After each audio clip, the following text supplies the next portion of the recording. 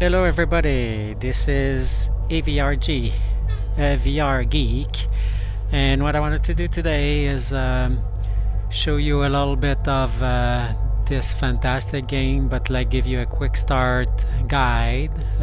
Although the developer added in late April a tutorial section, there's been always been an help section. I think having a tutorial like a quick start guide would be helpful, so I wanted to create this for you guys. uh, this game is really fantastic. I'm gonna definitely do a series of videos. I have tons of tips. I've been playing 75 hours and more, so as a result, like I know the game quite well. The tension is still there. Believe me, like the creatures are pretty aggressive sometimes. So when you start, like there's two main game modes at this time: a campaign and a survival. Survival is really three objectives and then an exit that's defined. I can hear noises. I hope they're not coming and interrupting us. So let's go, and this is actually something you can do in the game is tap on that button, closes the door, and basically an emergency situation. The only thing is it will last for maybe 10 seconds. I can hear growling. It will last maybe for 10 seconds and it will open, and there's maybe a dead time of maybe 2 seconds. So if an enemy is aggressive and just by the door, he can come in when it opens. It will open. It will open.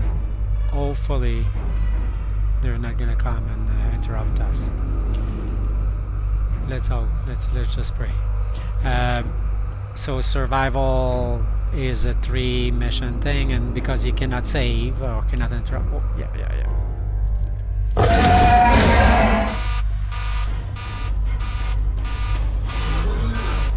I will do the chicken thing because I want to really focus on oh god. I want to focus on the mechanics and the logistic. Very scary. You don't want to make noises. She's gone for now.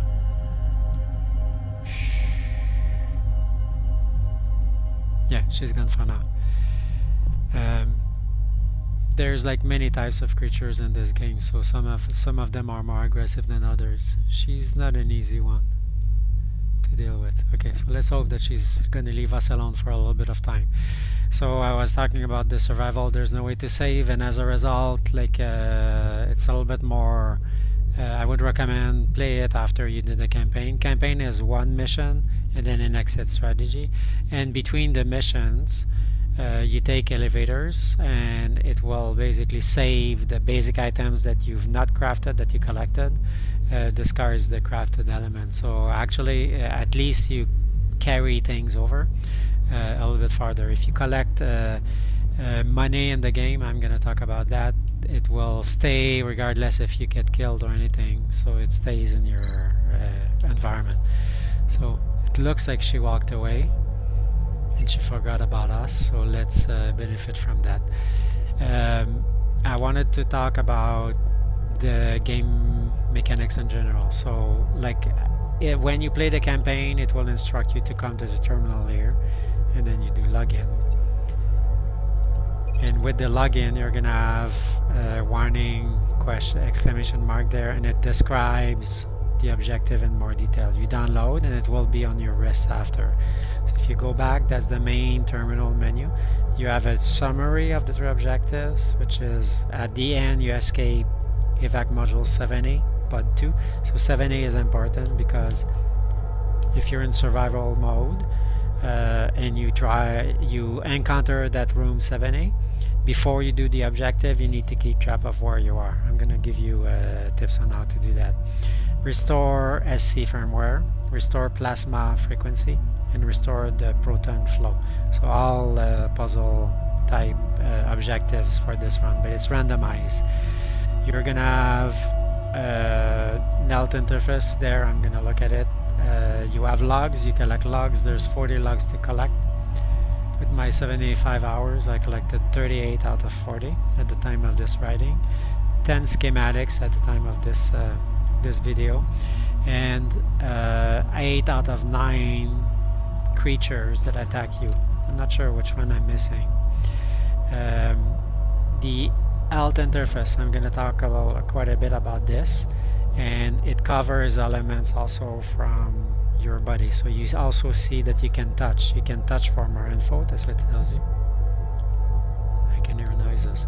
You can touch for more info.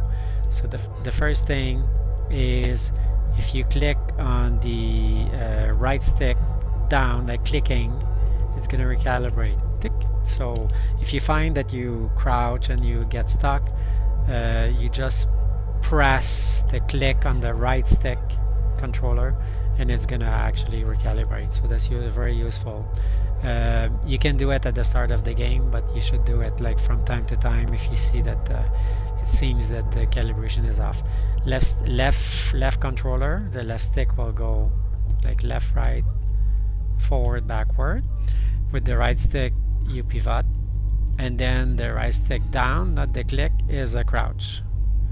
So in my menu, I did the activate toggle grab. I did let's look at it quickly.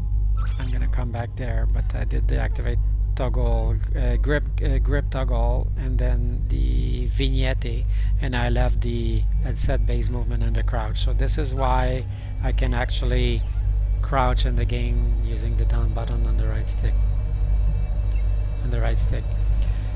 You can touch the elements of the interface to get more information. So as an example, this one, it talks about crafting ports. So there is a connector similar, different colors, red, blue, and I'm gonna show you a little bit like one for the battery thing. So let's go over this interface, and I'm going to cover elements of my body as well. So the first thing is this interface here. So the scanning tool is actually super useful in this game. I'm like 70% of the time in the scanning mode, and maybe another 10%, easily 10-15% on the map itself. So the scanning, which is this one, is the same as the is on the wrist here. So basically you activate it here, and then you can scan. So let's first try to go over. There's a scanning ability in your hand, and it's accessible here. And there's a lot of things that I want to talk about the scanning. There's a map system. So the map system, you click here, and then you see the areas you've explored. Normally you would see only this here, because I went to grab all of those goodies to show you. I explored quite a bit of the area, but probably I didn't access this area there, but I may have, because it may be outside of the map. So I had to cover a lot of ground to collect different items, assemble, craft different items. So that's the map. Let's make sure that they don't come in. That's the map. That's the scanning. And then you have the alt level. You have a compass with a reference point. We're in space, so there's no north, but there's a reference point to maybe an astral station. I will talk about this back a little bit later. In your menu, you have some kind of control. You're gonna have access to your objective. If you forgot AVRG 70, then you can go back, or the objectives. You have a simplified help as well, very similar to what we had, but a little bit smaller, and it has less element. And here you can access your blueprints.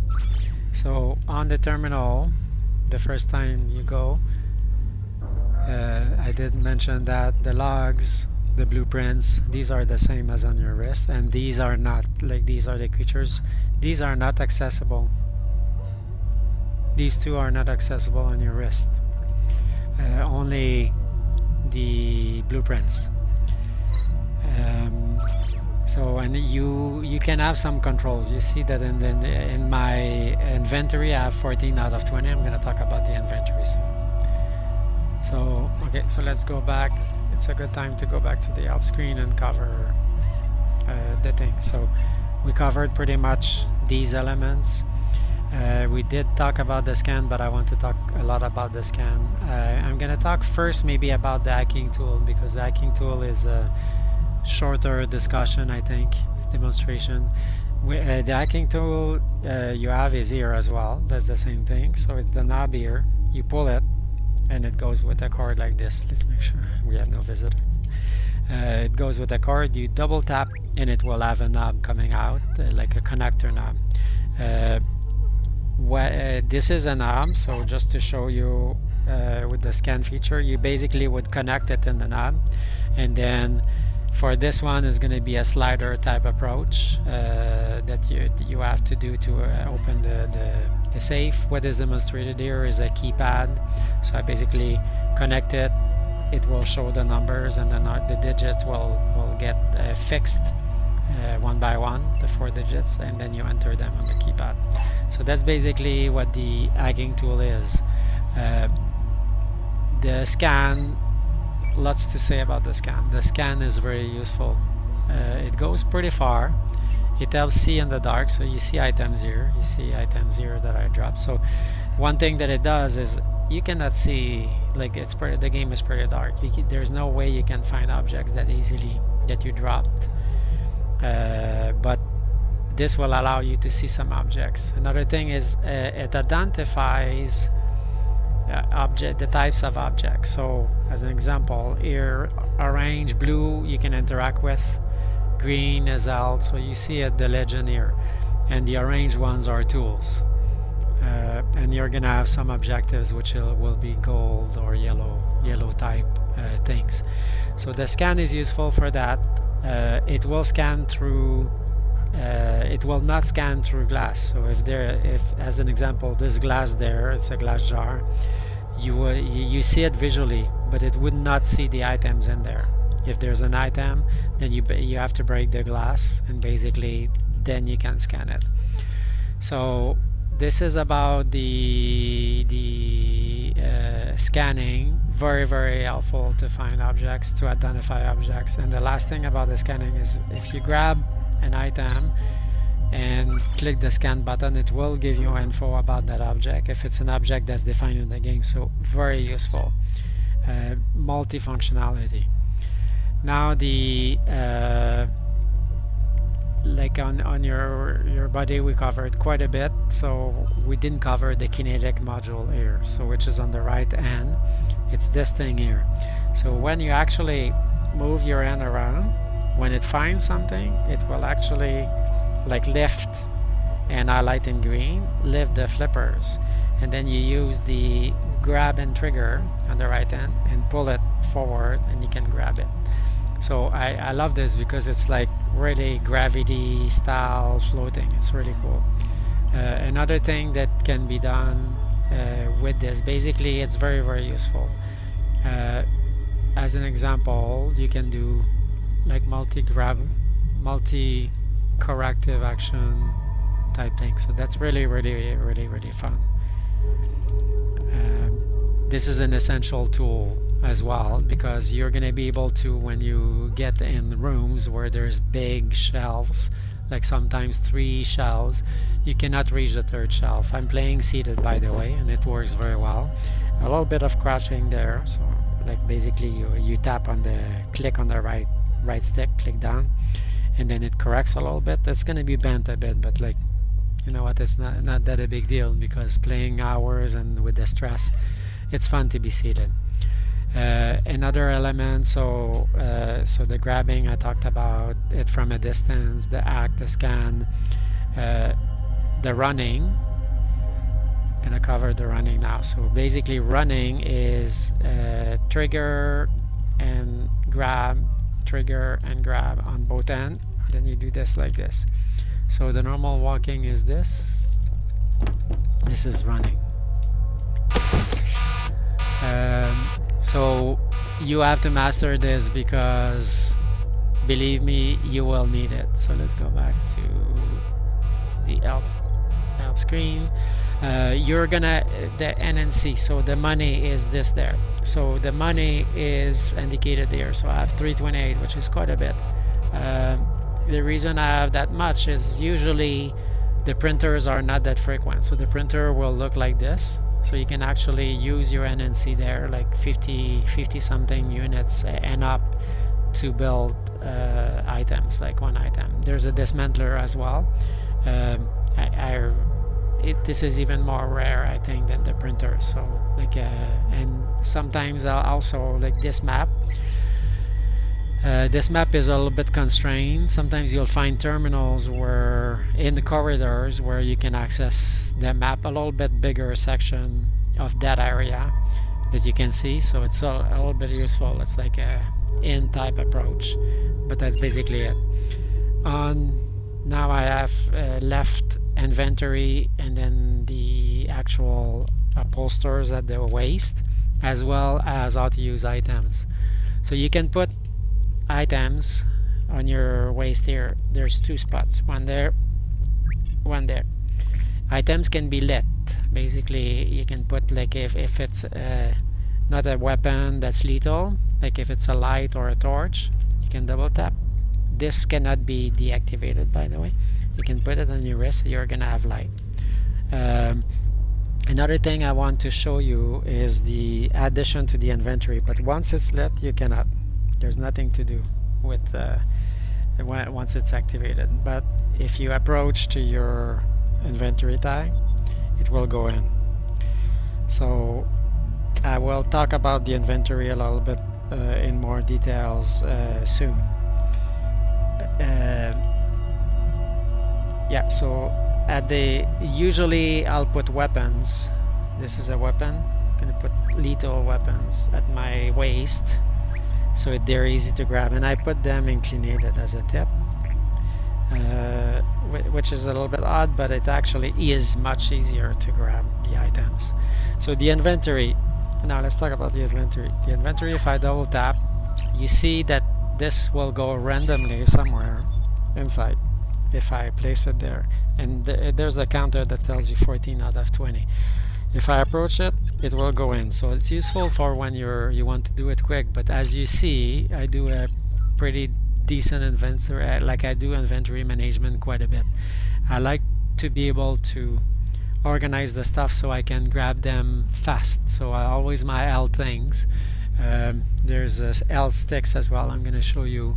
I always put my blue card beside here and the red on the right, so away the parts that are not assembled yet, and I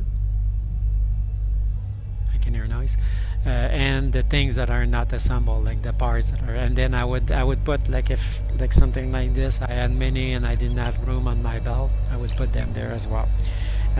This is form of 4 parts. I have 14. It counts as 1 when it's assembled. But when it's deassembled, if we place the items inside, they count all as 1. So you can start assembling things when you get them. So thereby the usefulness of having the inventory and grabbing stuff to assembling, putting back, and putting there. Sometimes in the action with the inventory, you may try to place it and it drops. So you can use the kinetic to bring it back. Another method is like if you drop it, if you walk away far enough, it will actually teleport back to you. It's pretty cool. So you cannot break the game for something very essential to the gameplay. Like inventory is essential to the survival game. So same thing, if it's activated, you just walk away and you explore the room. If you're far enough, it will come back. So fantastic use of like the design of how to do this. I wanted to show you the flashlight. This is a torch flashlight, and then it's actually pretty tricky to, maybe it has a battery in there. If I double tap, it turns on if there's a battery. There's not. So open the trap. So the like, I find very challenging the loading of the flashlight. I struggled a lot with it at the beginning.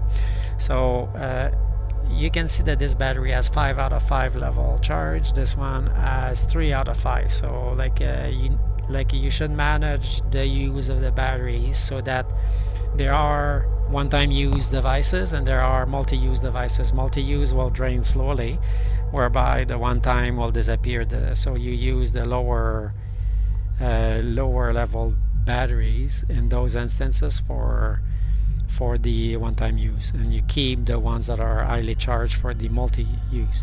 If you try to slide it directly in the hole, it doesn't want to. You have to put it lower, then push somehow and like slide toward it, and it does work. Ejecting is the button at the bottom, so it's basically like pushing.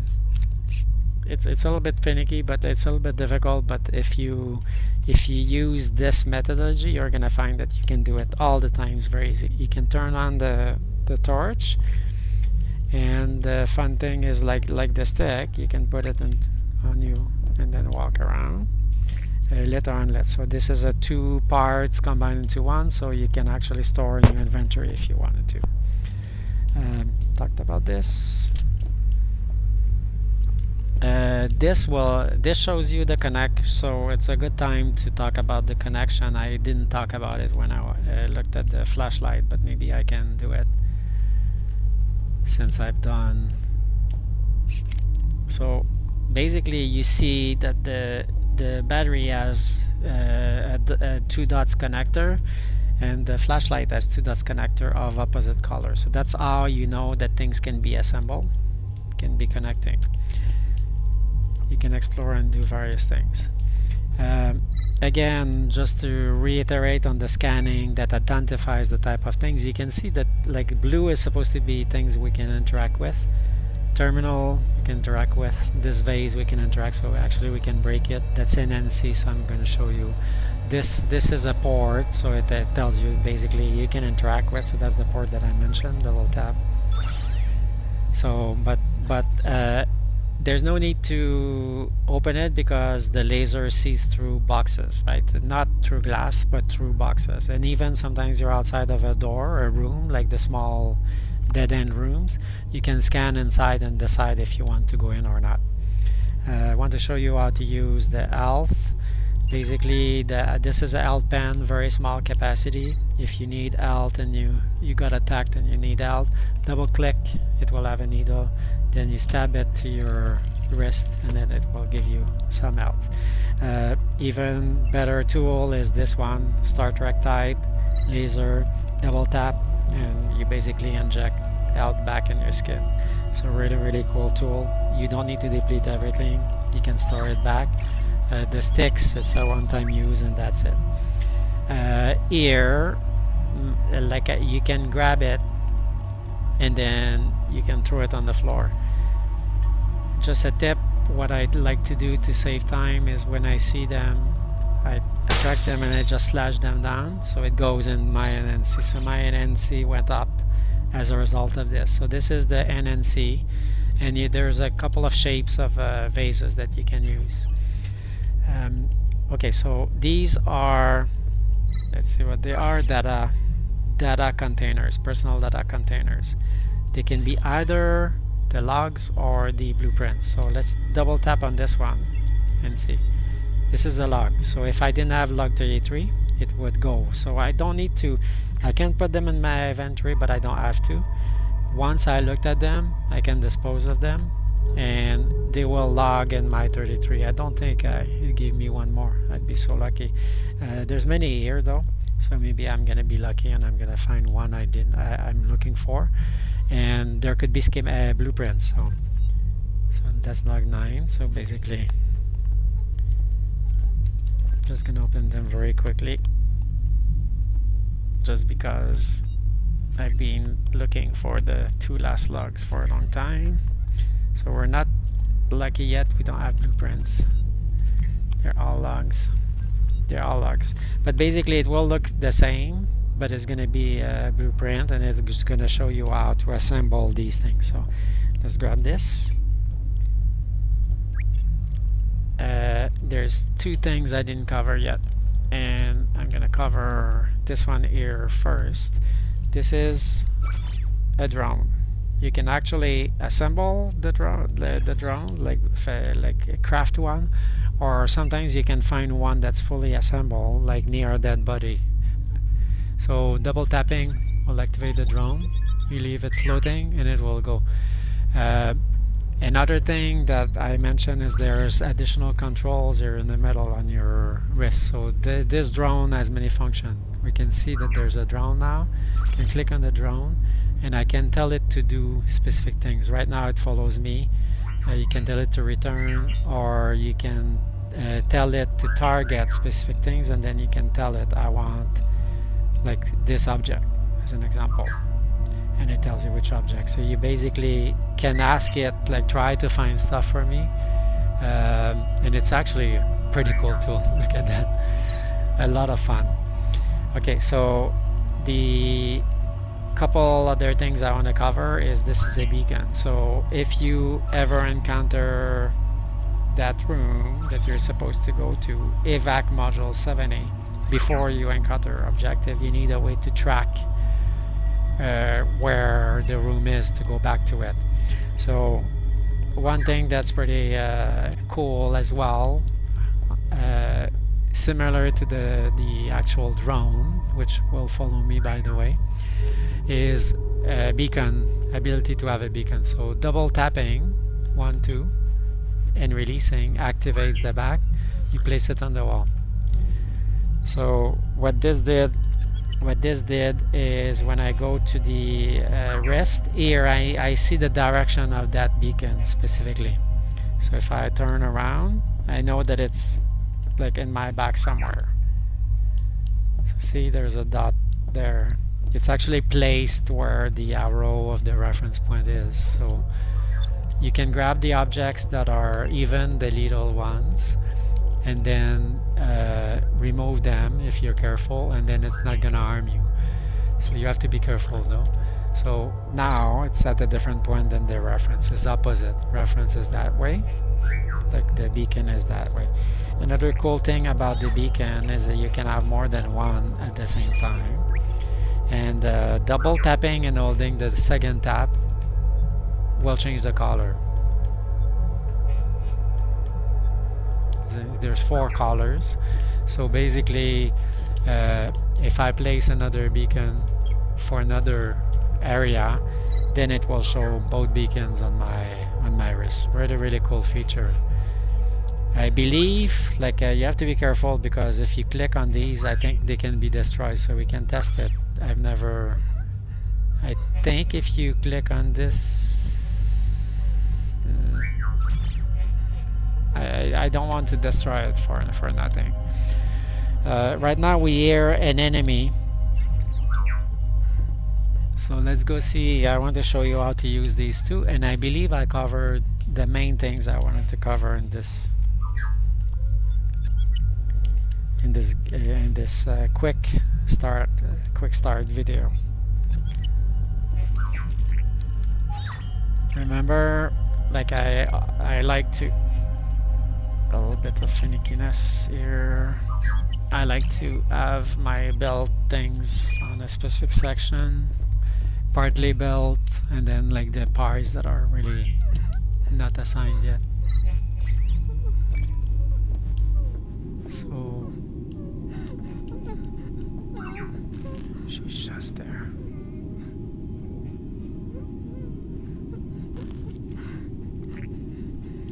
She's actually pretty scary when she. So let's kill her right away, because if she changes mood. So that basically double tapping on any lethal weapon will activate the weapon. So 1, 2, 1, 2. This one is a little bit different because and believe me, when you approach them, it's quite scary. Double tapping and you place it on a surface and it will have a laser detection like this. If someone walks in the laser, it's gonna explode. You can grab it back and put it back to your wrist. I'm not even sure I managed to kill her fully. Sometimes it doesn't work. So some strategies is to put it in close quarters, like maybe an edge like this, because when she would go between the doors, she would basically bounce and stay close to the explosion. So it's actually more lethal. So there's lots of physics included in this game, and you need to try to use the most of it. So that's basically my orientation. Covered everything I wanted to. Like all of these things have been covered. So it tells you a little bit about how to play this game, and then I wish you good luck and go and find all of the schematics, all of the logs, and have as much fun as I have. Thank you very much for watching. See you soon.